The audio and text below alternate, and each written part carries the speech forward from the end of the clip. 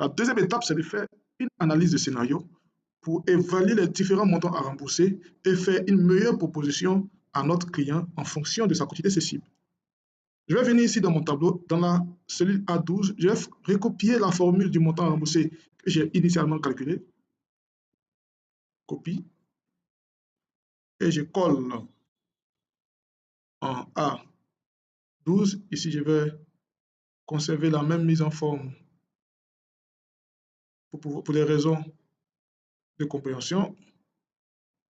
Très bien. Et là, je veux avoir les informations dans la mesure où le taux d'intérêt serait de 9% et que la durée serait de 24 mois, ainsi de suite. Je ne vais plus recopier ou refaire le calcul à chaque moment. Je vais utiliser ici un outil Excel qui n'est rien d'autre que la commande analyse de scénario. Dans un premier temps, je vais sélectionner toute la plage ici à compter du montant standard à rembourser en fonction des standards de la banque.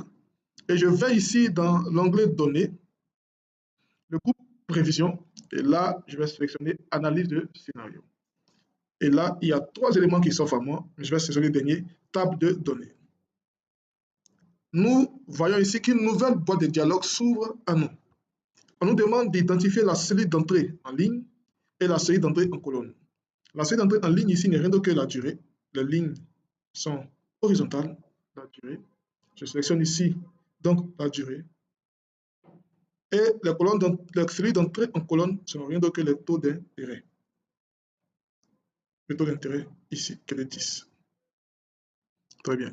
Et là, quand j'ai fait OK, vous voyez qu'il m'a fait des prévisions en fonction de toutes les possibilités qui s'offrent à moi.